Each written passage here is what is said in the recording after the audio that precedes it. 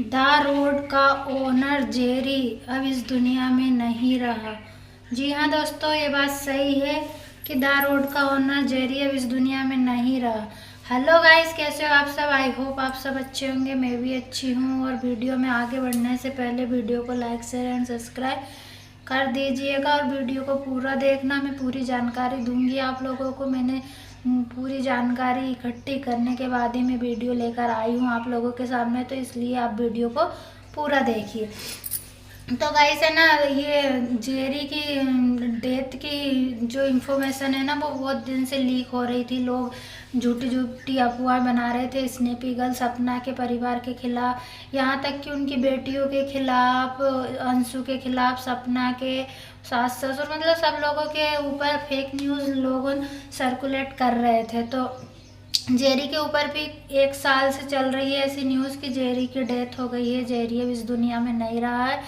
तो ये न्यूज़ अभी भी चल रही है, तो हमने सोचा कि चलो फेक न्यूज़ हो गई है, ऐसे ही लोग अफवाह उड़ा रहे हैं। लेकिन जब हमने अंशु का और स्नैपी गर्ल सपना का वीडियो जैसे ही देखा, तब यकीन हुआ गाइस कि सच में जेरी इस दुनिया में नहीं रहा। द रोड चैनल का ओनर जेरी अब इस दुनिया में नहीं रहा है, वो इस दुनिया से चला गया है। और इस चीज़ की जानकारी सपना और अंशु को भी नहीं थी। 20 सितंबर को जेरी ये दुनिया छोड़कर भगवान को प्यारा हो गया था, और सपना को 3 दिन बाद सपना अंशु को इस बारे में पता चला। जब सपना को भी बहुत सारे कमेंट आ रहे थे कि जेरी इस दुनिया में नहीं रहा, जेरी की डेथ हो गई है, तो सपना ने वीडियो को डिलीट करना शुरू कर दिया। उसे लगा कि लोग ऐसे ही फेक कमेंट करते हो इधर उधर के वीडियो देखकर, तो उन्होंने सोचा ऐसी अफवाह हम लोगों के ऊपर उड़ती रहती है, तो उन्होंने यकीन नहीं किया। और फिर सपना ने गूगल किया, सर्च किया कि देखती हूँ कहीं से नई फ़ोटो या वीडियो या कुछ तो मुझे मिले, तो उसे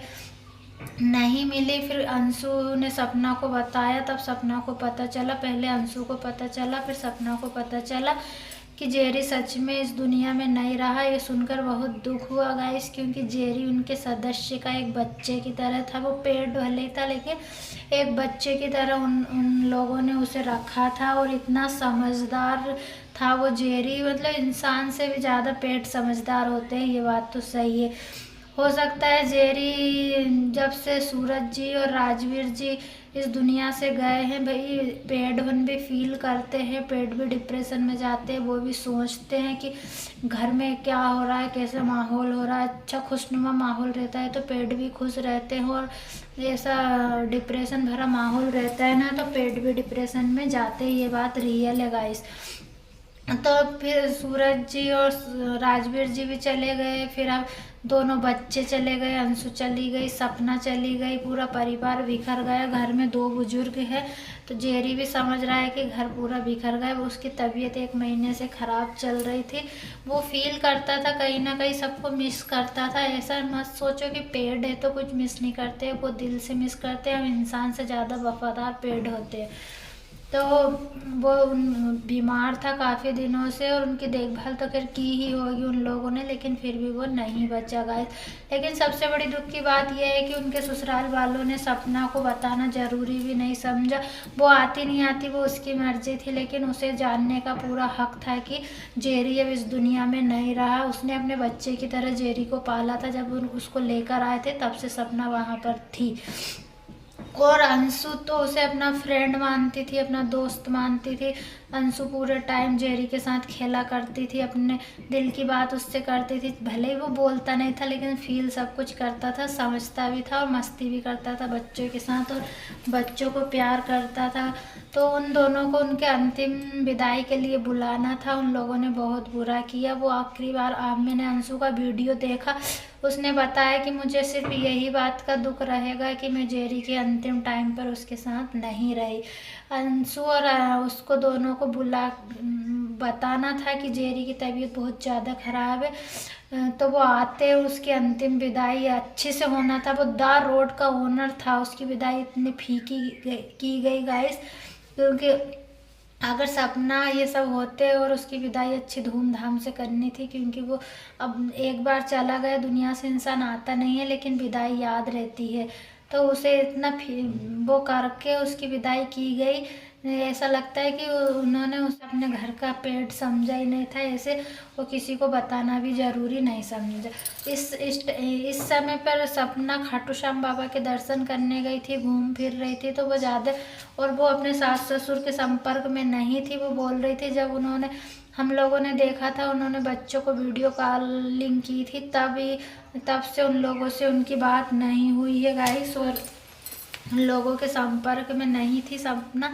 लेकिन फिर भी ऐसी दुखद घटना के बारे में बताना चाहिए था, उन्हें जानने का पूरा हक था अंशु और सपना को।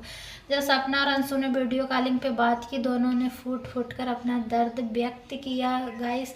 देखो, सुनकर हम लोगों को दर्द होता है कि देखो, जिस पेड़ ने उन लोगों के साथ इतने अच्छे अच्छे मोमेंट, यादें बनाई, मोमेंट बनाए, वो पेड़ जब गया तब उन जिन लोगों के साथ वो रहता था उनमें से कोई उनके साथ नहीं था, दो उनके सास ससुर के अलावा। बाकी ना ही सपना थी, ना ही सूरज, ना ही राजवीर। पता नहीं उन लोगों के घर को क्या हुआ, किसकी नज़र लगी, धीरे धीरे करके सारे रिश्ते ख़त्म होते जा रहे हैं उनके।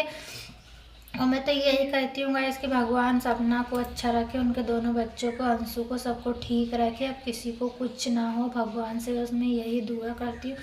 क्या भगवान किसी के पीछे इतने हाथ धो के पड़ जाते हैं कि उसकी पूरी ज़िंदगी तबाही कर दी। अगर आपने किसी को जीवन दान दिया तो उसे खुश भी रहने का अधिकार है, ये भी देना चाहिए था आपको। तो गाइस, मुझे तो बहुत बुरा लगा, लोगों ने इतनी फेक न्यूज़ फैला रहे हैं कि कोई असली और नकली में फ़र्क नहीं कर पाता है आज के समय पे। इसलिए अगर बात सही भी होती है तो लोग उस पर यकीन नहीं करते हैं। इसलिए प्लीज़ ऐसी अफवाहें मत फैलाया कीजिए। और द रोड का ओनर जेरी सच में आज हमारे बीच में नहीं है। मैं भगवान से यही दुआ करती हूँ कि उसकी आत्मा को भगवान शांति प्रदान करे, और स्नेपी गर्ल और अंशु को भी इस दुख से उभरने की हिम्मत दे। चलिए गाइस, इसी के साथ वीडियो को एंड करते हैं। मिलेंगे अगले वीडियो में, तब तक के लिए बाय बाय।